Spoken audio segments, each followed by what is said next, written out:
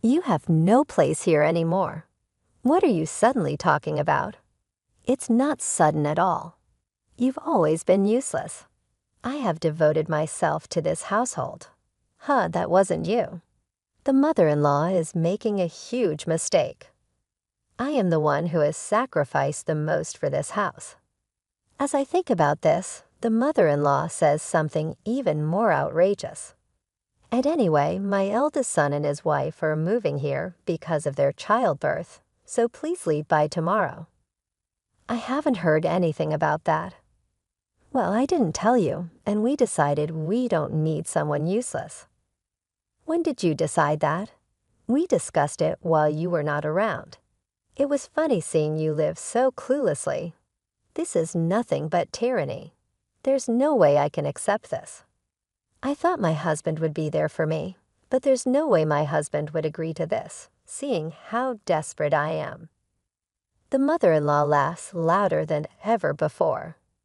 I've known since we got married that she doesn't have good feelings towards me, but I never imagined she would think of something this terrible. It's a pity, but you can't expect that. Even he agrees that you should leave. What? Please let me talk to him first. It won't change anything, just a waste of time. I collapse to my knees. The mother-in-law peers into my face. I feel my trust and affection for my husband fading away.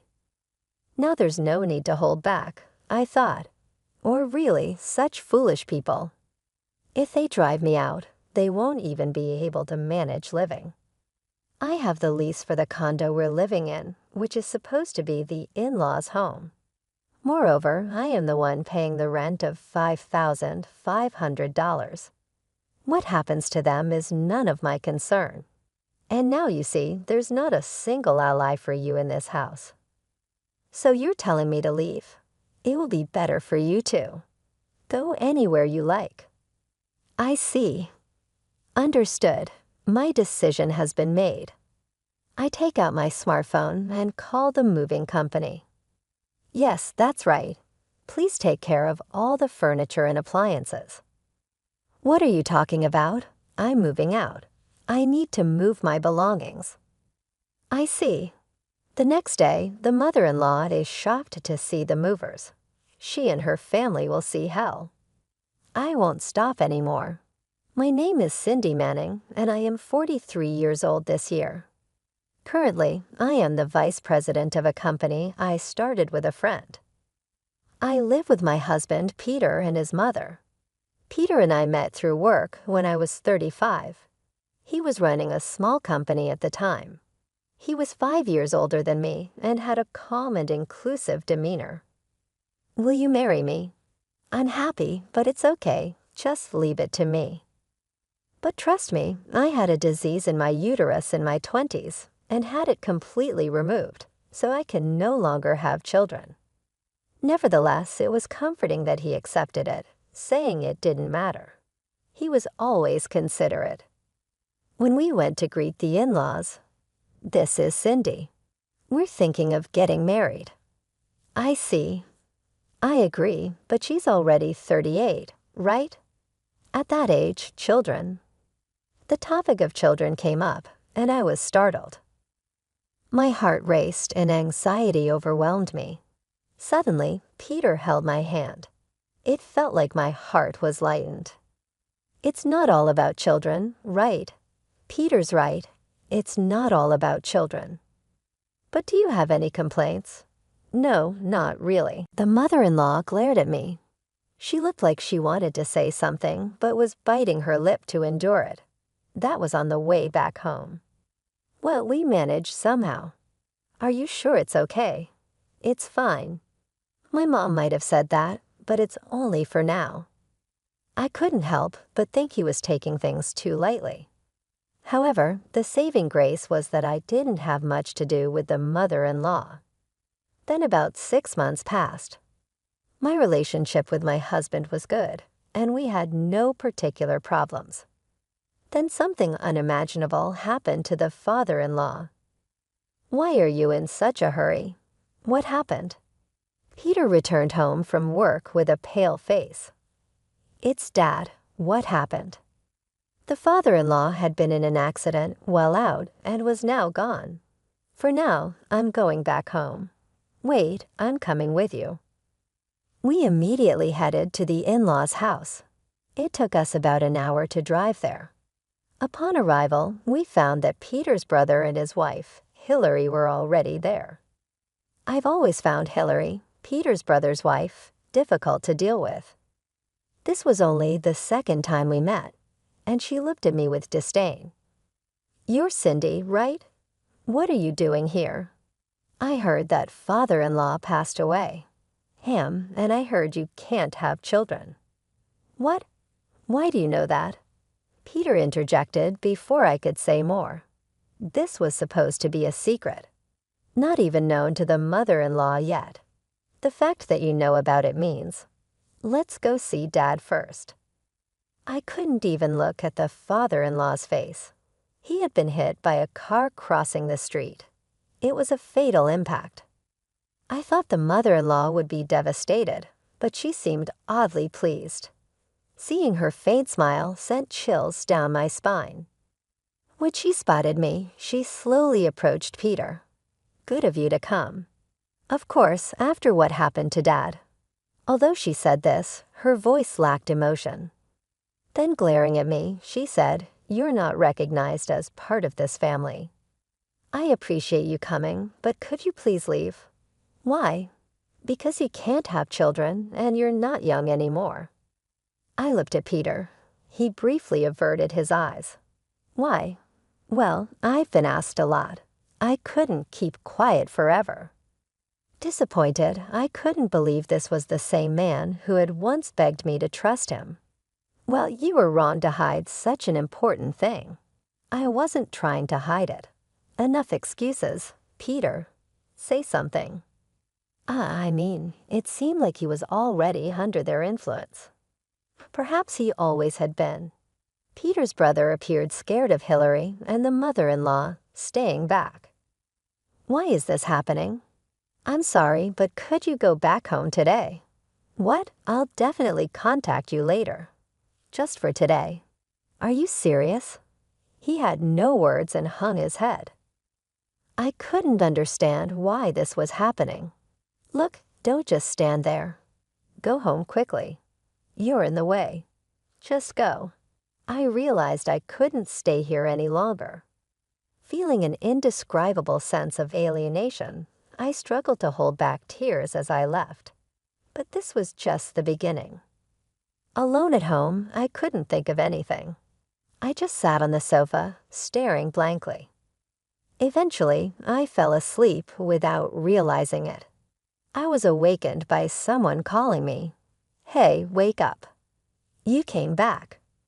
I called many times, but you didn't answer, so I rushed back. Remembering what happened at the in-laws, my anger slowly began to rise.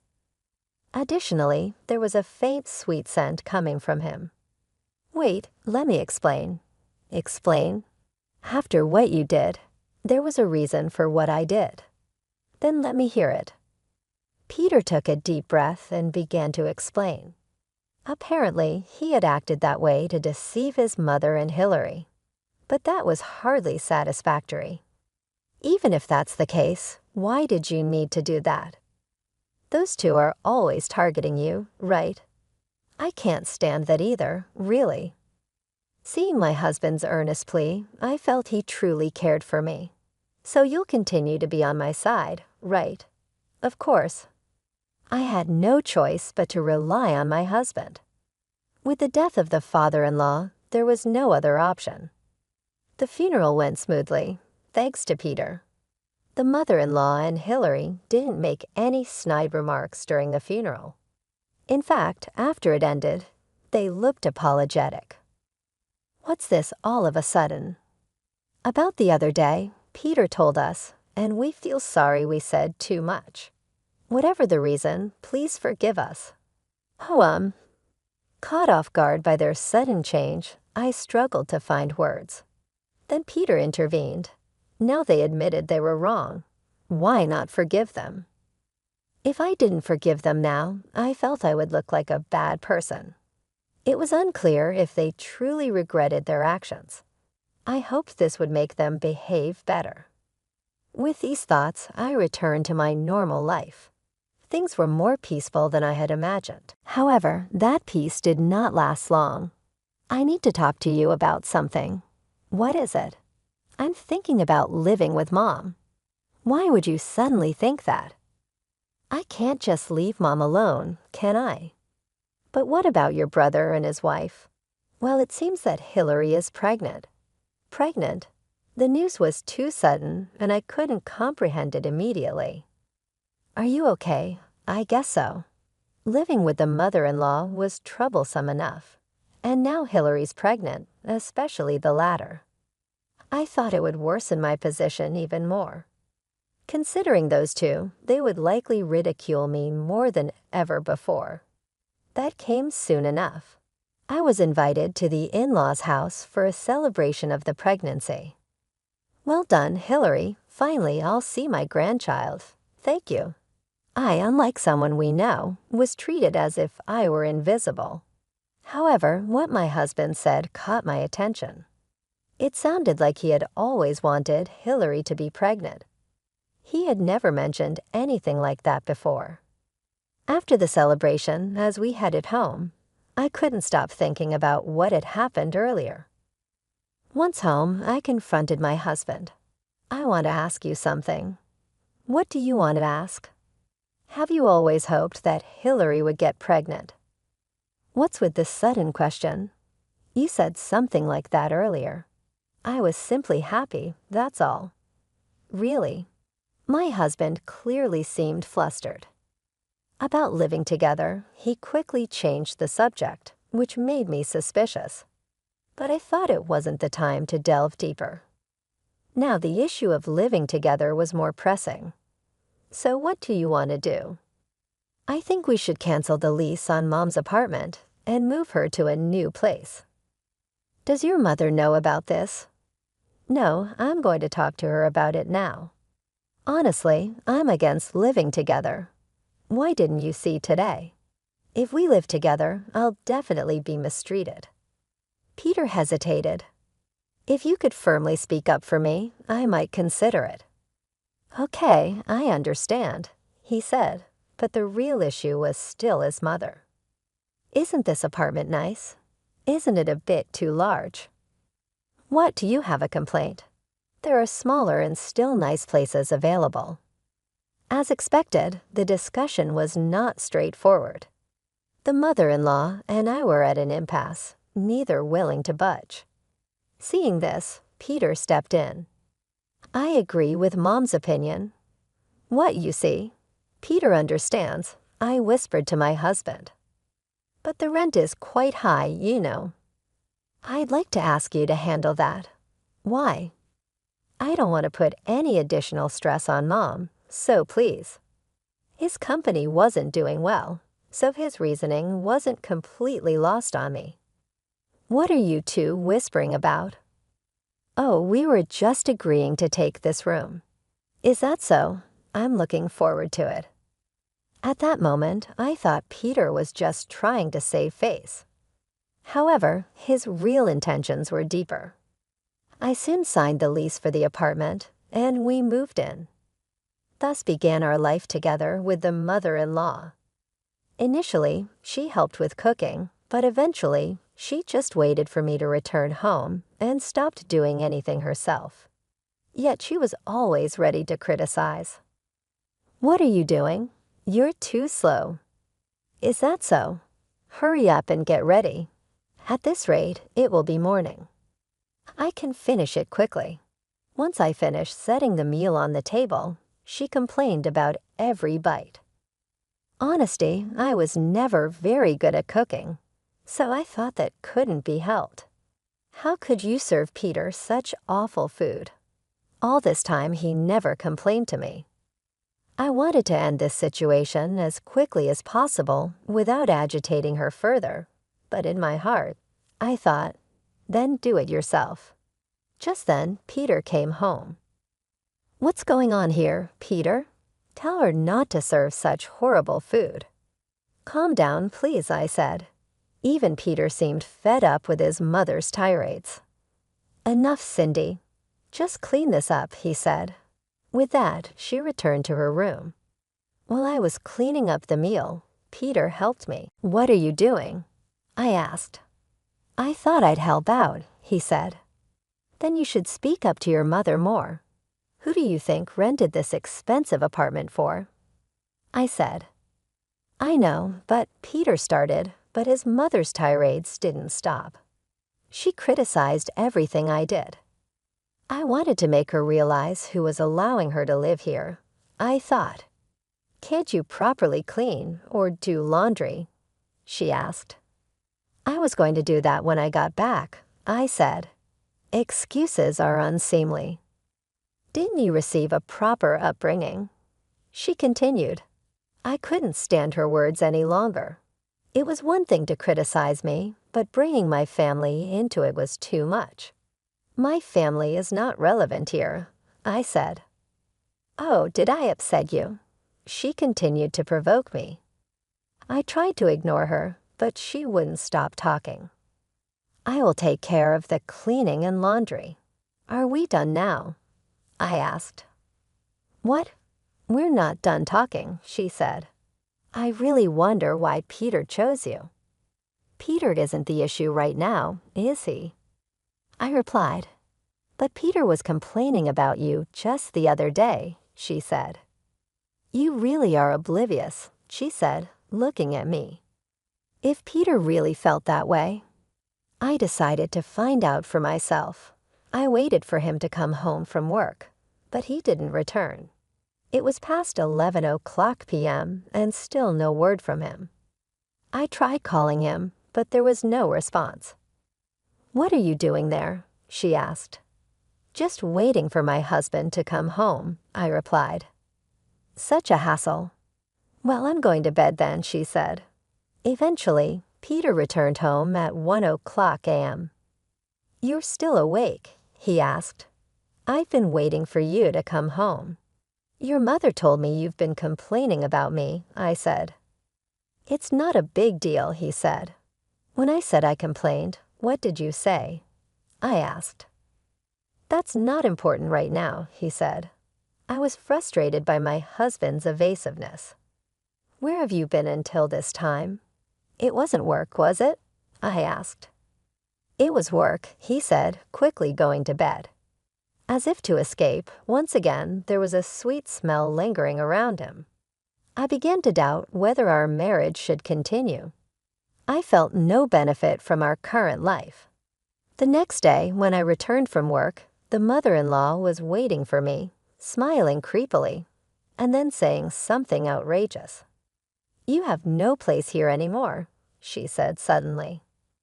"What are you suddenly talking about? It's not sudden at all." "You've always been useless," she replied. "I have devoted myself to this household," I argued. "That wasn't you," she said. The mother-in-law was making a huge mistake. "I am the one who has sacrificed the most for this house," I thought. As I thought about this, the mother-in-law said something even more outrageous. "Anyway, my eldest son and his wife are moving here because of their childbirth, so please leave by tomorrow." "I haven't heard anything about that," I said. "Well, I didn't tell you, and we decided we don't need someone useless." "When did you decide that?" I asked. "We discussed it while you were not around. It was funny seeing you live so cluelessly," she said. "This is nothing but tyranny. There's no way I can accept this," I thought. "I thought my husband would be there for me, but there's no way my husband would agree to this," I said. Seeing how desperate I am, the mother-in-law laughed louder than ever before. "I've known since we got married that she doesn't have good feelings towards me, but I never imagined she would think of something this terrible," I thought. "It's a pity, but you can't expect that even he agrees that you should leave," she said. "Please let me talk to him first. It won't change anything, just a waste of time," she replied. I collapsed to my knees. The mother-in-law peered into my face. I felt my trust and affection for my husband fading away. "Now there's no need to hold back," she said. Just then, Peter came home. I rushed to him immediately.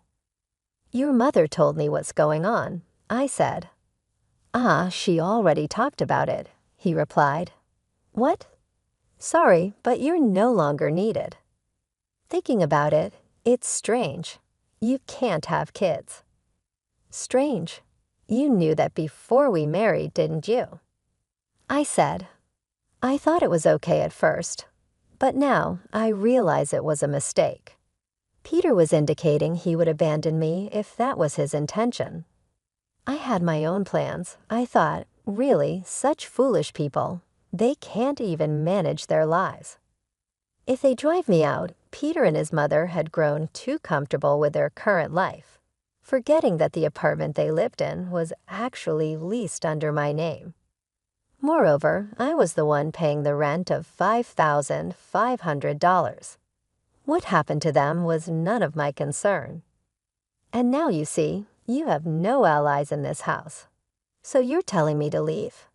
It will be better for you too. Go anywhere you like, I said. I see, understood. My mind made up. I took out my smartphone and called a moving company. Yes, that's right. Please handle all the furniture and appliances. What are you talking about? I'm moving out. I need to move my belongings, I said. I see, sorry, I intended to show them hell. I was unstoppable. The next day, I had a suggestion for the mother-in-law. The movers will be here in the afternoon. Why don't you go out somewhere? You're surprisingly understanding, she said. It's just my stuff that's moving. Indeed, that's a good idea. Please enjoy yourselves, I replied. I sent off the mother-in-law and husband with a full smile, handing them about $500 as spending money. You're really thoughtful, aren't you? Peter seemed quite happy about me leaving, barely hiding his feelings. Right at 1:00 p.m., the moving company arrived. Are you sure about this? Peter asked. Yes, please take everything out, I replied. These movers were the same ones I had hired when we moved here, I thought. They seemed quite surprised to be moving everything out. Several movers started carrying out the belongings. However, there was more furniture than I expected, and it was taking more time than anticipated. What are you doing? I quickly turned around. To my surprise, the mother-in-law and her guests, who were supposed to be out, had returned, accompanied by Peter's brother and his wife. I'm just moving out my things. Why are you here? I asked. Mom wanted to see Cindy's face. But why are you taking the other furniture too? Peter's brother inquired. I responded with a laugh. I told you I'm moving out my stuff. Did you forget? But I didn't hear anything about moving everything out. Peter's brother protested. Wait, Mother, what's going on? I don't understand how it came to this, Peter exclaimed. You should ask Peter about that, I suggested. Peter then began to fumble. I didn't do anything. That's not true, is it? Why don't you tell them who bought this furniture and who has been paying the rent? What, is that true? Peter's brother asked incredulously. Oh yes, it's true. Maybe you should explain better, and maybe mention that your company is struggling too, I said. While this conversation was happening, the movers finished transporting everything. That's everything moved out. Thank you for your hard work. Please take it to the designated place, I instructed. Understood. We'll take care of the rest later, they replied. Even the typically assertive mother-in-law was stunned, staring blankly at the now empty house. How are we supposed to live now? She muttered. But what can I do? I only did as I was told, Peter protested. Stop joking. You should talk to Peter about that. I'm busy, so excuse me, I began to leave, but then Peter grabbed my arm. Wait, please, don't go. What now? Shouldn't you be dealing with those two first? The pair turned their anger toward Peter. "Both of you, calm down, calm down. This is your fault, isn't it? Really, how are you going to take responsibility? It was a distressing family dispute. Well then, you all sort it out. I have things to do.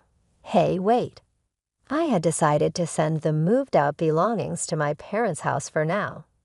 They had mentioned needing new furniture and appliances, so it seemed perfect." I started walking confidently towards the station when Peter's brother stopped me. "Brother, what's up?" "Actually, there's something I need to talk about." Yes. Peter's brother had always been overshadowed by Hillary, so we hadn't talked much before. We decided to go to a cafe near the station. "But is it okay to leave those three alone like that?" As you saw, my presence is pretty much non-existent. "So what did you want to talk about?" "It's about Hillary being pregnant, but there's something odd." "What do you mean?" "I can't believe I didn't notice until now." "I'm sterile." I was at a loss for words. Peter's brother explained that he had always felt something was off, wanting a second child. He thought something might be wrong, so he went to a urologist. The test revealed he was sterile. But that means Hillary's child is probably what you're thinking. Assuming that's true, it would explain the sense of unease I've been feeling about my husband. I thought I had gotten my revenge with the move, but it seems there's more to do this time. I can't just ignore it. I've been quiet until now. Then I'll help you. Please, I need it. I had been planning this since I heard their story. If I could bring those three down to hell, I'd use whatever means necessary. However, we need clear evidence. Leave that to me. I'll definitely catch them. Then should I act as if nothing is wrong? Just give me a little time. Understood. After that, I changed my plans to return home and booked a nearby hotel instead. I decided to thoroughly investigate my husband and his family. A week later, Peter contacted me. He wanted to talk again. I immediately informed Peter's brother. "You've heard about it, right?" "The talk." "Yeah, about the discussion." "Yes, let's expose the truth there. It'll shock your mother. And there's something else you should prepare." 2 days later, we gathered at that house. It hadn't been long, but it felt strangely nostalgic entering the house. It was as tidy as the day I left. Only a table and chairs were set up for the number of people present. "Please take a seat." Thus, the family came face to face. "So what's this all about today?" "I want you to reconsider." "Reconsider?" "I've talked to Mom and the others. They're really sorry. That's why we want you to come back home." I sighed. They hadn't changed, nothing. In fact, we hadn't even reached a compromise at all. "Is that so?" I turned the question to the mother-in-law and Hillary. "Yes, Peter's right. We've realized we treated you terribly. So please forgive us." "Is that so?" They're saying this. See, I wanted to end this farce quickly. Before we talk about forgiveness, there's something I need you to hear. What's that? This should explain everything. I laid out all the evidence I had gathered on the table, photos of Peter and Hillary closely together, almost like a couple. What is this? The most shocked voice belonged to the mother-in-law. Ultimately, she too had been deceived. Isn't this proof that these two have been having an affair? This is fabricated. Exactly, she's trying to set us up. Then Peter's brother spoke up. "Don't joke with me." His voice was calm, but his eyes were filled with anger and resentment. So the two of them have been. She couldn't fully grasp the reality. Mother, it's too early to be shocked. Please, go ahead, brother. First, look at this. These are the results from when I went to the urologist. Everyone peered intently at the results. Azoospermia, yes, which means I can't father children. So whose child is Hillary carrying? Yours, right? I pointed at Peter. We can't be sure of that yet, he said. That's right. Cindy is just being excessive then. How about we do a DNA test once the baby is born? That will clear everything up. Peter and Hillary remained silent. I have something to give to Hillary, said Peter's brother. He pulled out a divorce paper from his pocket. I had advised him to prepare it beforehand. Are you satisfied now? This way you won't have to see my face anymore. Wait, stop embarrassing yourself, I said. Seeing this, I also presented Peter with a divorce paper. Yes, from me too, I added quickly.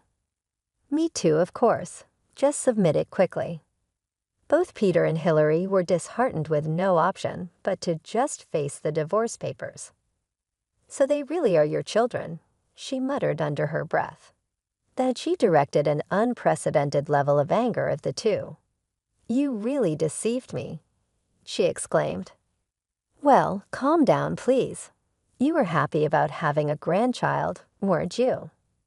I said, but that was because I thought they were your children together. It's too late now, Mom. That's right. From now on, the three of you can live together peacefully. I'll even let you stay in this house if you want. In this house? She exclaimed. Oh, but the rent is $5,500, just so you know. No, I can't afford that kind of money. Then please leave. I'll give you some time. After that, Peter's brother and I left the three of them in the house. I really put you through a lot, Cindy, I said. No thanks to you, she replied. I feel much better. I'm relieved to hear you say that, and there's still something left to do, like filing for compensation. That will definitely be a huge blow for them, I said. I then parted with Peter's brother and returned to the hotel. I had one last finish to make on those two. I was quite tired and quickly laid down on the bed. I felt like my phone was buzzing continuously, but I ignored all of it. When I woke up, it was 9:00 p.m. I thought, really, such idle people, I muttered.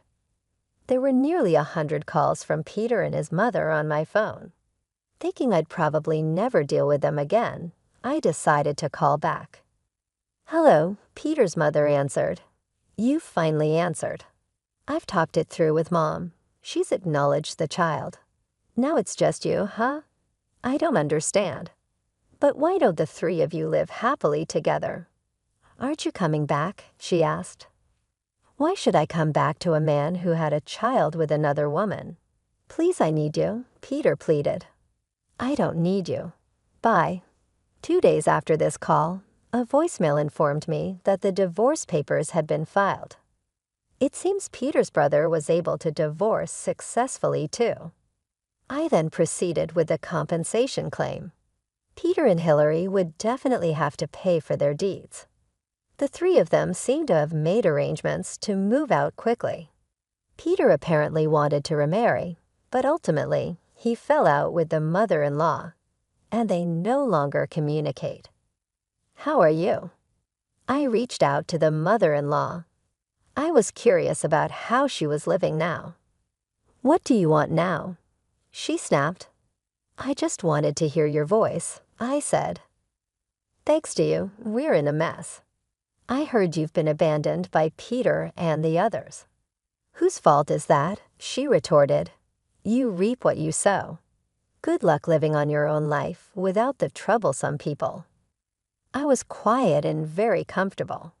From now on, I would spend time and money only for myself. It's been a while since I looked forward to living alone.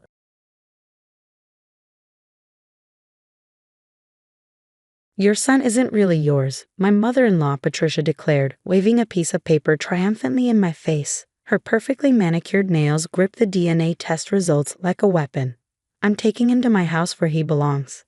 I stood in my kitchen, still wearing my gardening gloves, dirt smudge on my jeans from planting spring bulbs with my 6-year-old son Marcus just hours earlier. The afternoon sun streamed through the windows, casting strange shadows across Patricia's face as she delivered what she clearly thought was her knockout blow. Go ahead. I said calmly, pulling off my gloves and setting them on the counter. My response clearly threw her. She'd expected tears, denial, maybe even begging. Instead, I was smiling. What? Patricia's perfectly penciled eyebrows drew together in confusion. Did you hear what I said? These DNA results prove Marcus isn't your biological child. I poured myself a glass of water, taking my time before responding. I heard you perfectly, Patricia, and I said go ahead. Take Marcus to your house. My mother-in-law's triumphant expression faltered slightly. In the 10 years I'd been married to her son David, she'd never seen me this calm in the face of her accusations. Usually, I'd defend myself, try to reason with her, or leave the room in tears. But not today. Today was different. I've already called David, she pressed on, regaining her momentum. He's devastated. To think you've been lying all these years, pretending Marcus was yours when really, she paused for dramatic effect, you must have used an egg donor or something equally deceitful. I couldn't help but laugh, which only seemed to infuriate her more. Did you enjoy your secret little trip to the DNA testing facility last week? The one where you convinced Marcus it was just a fun science experiment. Patricia's face paled slightly. How did you know about that? I finished for her.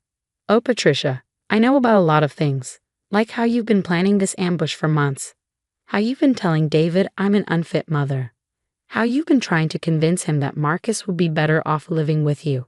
She straightened her designer blazer, trying to regain control of the situation. Well, now I have proof. These results don't lie. Marcus shares DNA with David and me, but not with you. You're not his real mother. I walked to my home office, Patricia trailing behind me like a shark sensing blood in the water. Opening my desk drawer, I pulled out a thick manila envelope. You're right about one thing, I said, turning to face her. Those results don't lie. Marcus does share DNA with you and David. And you're also right that I'm not his biological mother. Patricia's eyes lit up with vindication, but before she could speak, I continued. I've never claimed to be. In fact, it's all documented right here. The egg donation process, the IVF procedures, every legal document signed by David and me before Marcus was born. We chose this path together because I couldn't carry a child naturally. David knows everything. He was there every step of the way. The color drained from Patricia's face as I laid out document after document on my desk. But he said that he was devastated. I finished for her. Oh, he is, but not about Marcus's genetics. He's devastated that his own mother would go behind our backs, take our child for secret DNA testing, and try to use it as a weapon. I pulled out my phone and played a recording. Mom, how could you do this? David's voice filled the room. We've told you about the IVF, about Sarah's fertility struggles, about our decision to use an egg donor. Multiple times. This ends now. Patricia sank into my office chair, her hands trembling. But I thought, you thought you finally found a way to get rid of me, I said, my voice firm but not unkind. You thought you could use this to take Marcus away. But here's what you didn't consider, Patricia. Love and biology aren't the same thing. I carried Marcus for 9 months. I went through morning sickness, labor, midnight feedings. I'm the one who knows that he hates crusts on his sandwiches and needs his green dinosaur plushie to sleep. I'm his mother in every way that matters. Through the window, I could see Marcus playing in the backyard, his dark hair catching the sunlight as he dug in his sandbox. My son, in every way that mattered. David will be home soon, I continued. He left work early when I told him what you'd done. So yes, Patricia, go ahead and take Marcus to your house. Try to explain to a judge why you took a minor for medical testing without parental consent. Try to justify why you thought genetics trumped legal parenthood. See how that works out for you. Patricia's carefully constructed plan was crumbling around her, and we both knew it. But as I watched her struggling to process her failure, I felt an unexpected pang of pity. How empty must her life be to spend so much energy trying to destroy her son's happiness? You know what the saddest part is? I said softly. You've spent so much time trying to prove I'm not Marcus's real mother that you've forgotten how to be a good grandmother. You could have had a beautiful relationship with him, but instead you chose this. The sound of David's car pulling into the driveway cut through the tension. Patricia stood up quickly, gathering her purse and the now useless DNA results. This isn't over, she said, but her voice lacked its usual conviction. I smiled. gathering up my documents and returning them to their drawer. Actually, Patricia, it is. David and I agreed. This was your last chance. From now on, any contact with Marcus will be supervised, if it happens at all. As David's key turned in the front door, I watched my mother-in-law's face crumple with the realization that her perfect plan hadn't just failed. It had backfired spectacularly. She had tried to use my son's genetics to destroy me, never realizing that I'd been prepared for this moment all along. Through the window, I could hear Marcus's delighted cry of "Daddy" as David walked into the backyard. My family, built on love, choice, and commitment, not just DNA. And no amount of genetic testing could ever change that. The weeks following Patricia's failed DNA ambush brought changes I hadn't expected. David, usually so hesitant to confront his mother, became my fiercest defender. He blocked her number after she spent 3 days sending manipulative messages about protecting her grandson's interests. "I should have done this years ago," he said one evening as we watched Marcus building a Lego tower in the living room. "Every time she attacked you, I told myself she just needed time to accept you. I was wrong." I squeezed his hand, remembering all the times I'd hidden my tears after Patricia's helpful suggestions about how I could be a better mother. "You're doing it now. That's what matters." But Patricia wasn't done. She started showing up at Marcus's school, trying to pick him up early. Thanks to our lawyer's foresight, we'd already alerted the administration of the situation. Each attempt was documented and added to our growing file. One afternoon, I received a call from Marcus's teacher, Mrs. Thompson. "Mrs. Sullivan was here again," she said, referring to Patricia. "This time she brought photos, trying to convince us she had evidence you were unfit. We escorted her off the property and called the police." "What kind of photos?" I asked, though I could guess. Mostly normal moments taken out of context. Marcus with a scraped knee, looking upset after a timeout. Nothing that suggests actual neglect. Mrs. Thompson paused. She seemed desperate.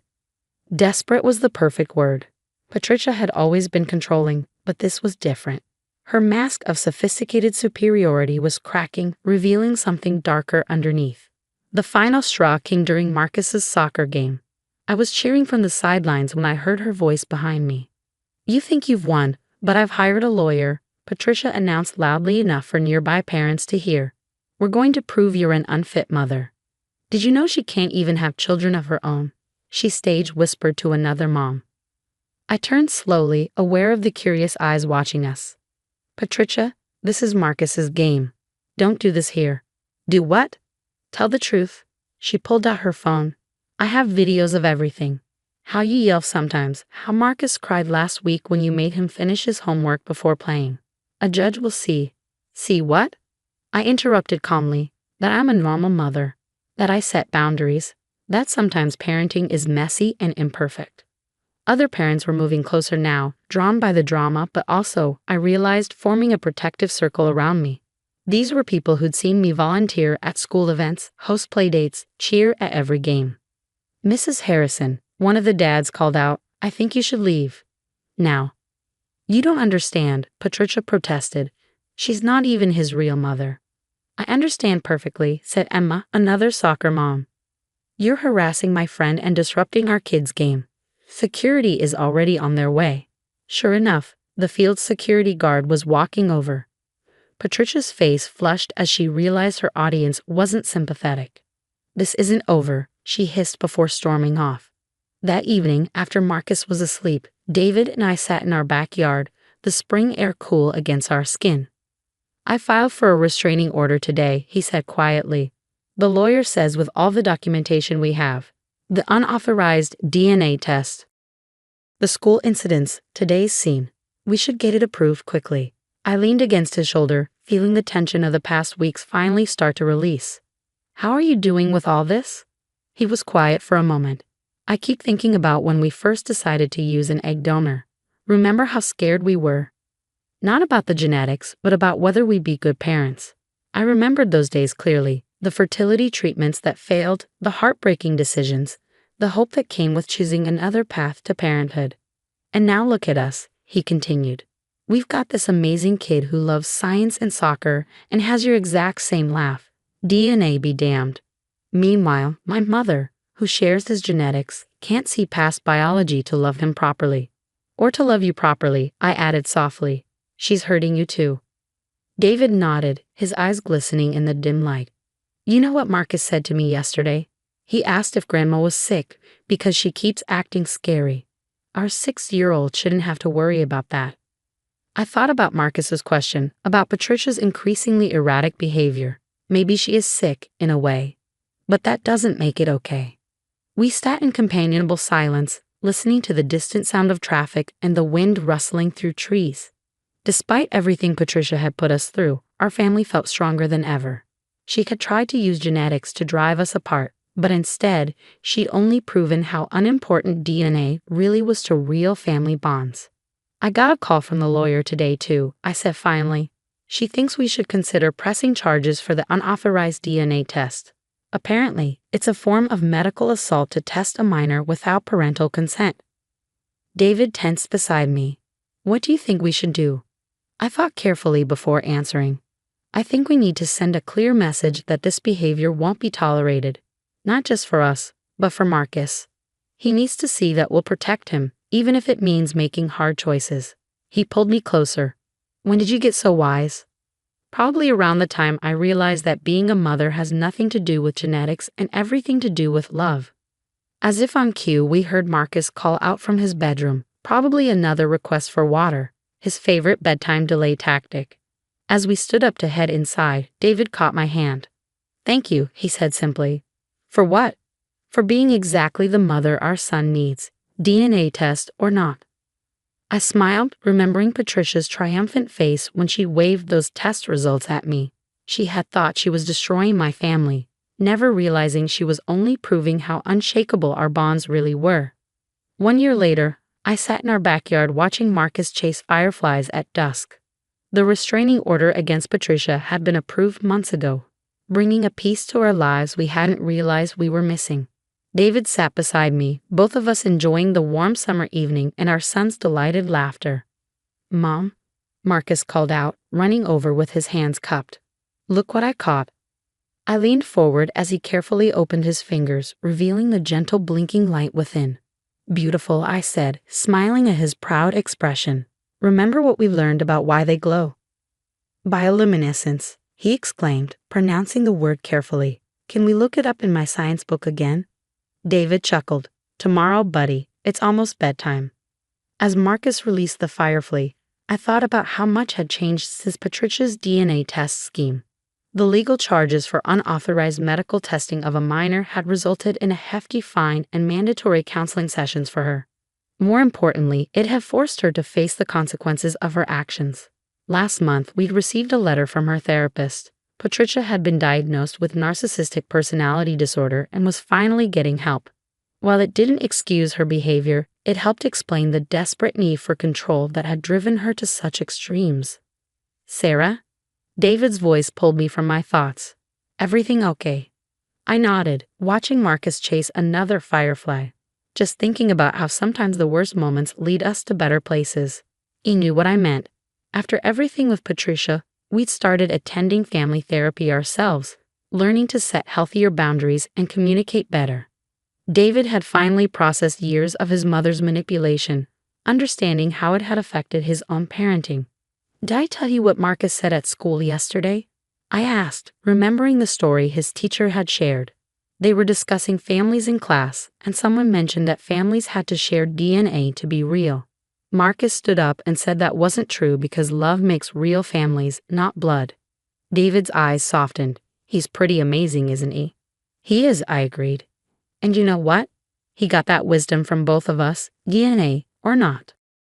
The doorbell rang, interrupting our moment. It was Emma from the soccer team, dropping off some forms for the upcoming season. As we chatted, she mentioned that she'd run into Patricia at the grocery store. She actually apologized, Emma said, sounding surprised, for making a scene at the game last year. Said she was getting help now. After Emma left, David and I discussed this new development. We'd received similar reports from other parents. Patricia making amends, acknowledging her behavior had been wrong. While we weren't ready to lift the restraining order, it was encouraging to see her taking responsibility.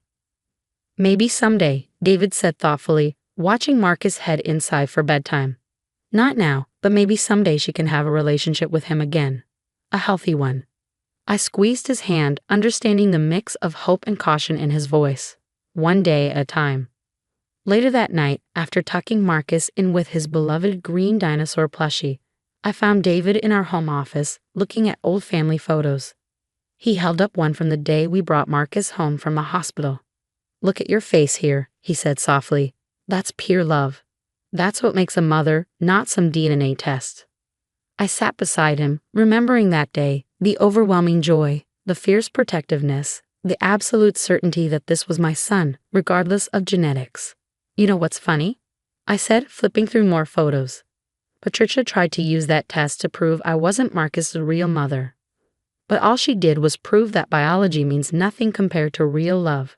David nodded, pulling out another photo, this one of Marcus and me gardening together, both of us covered in dirt and laughing.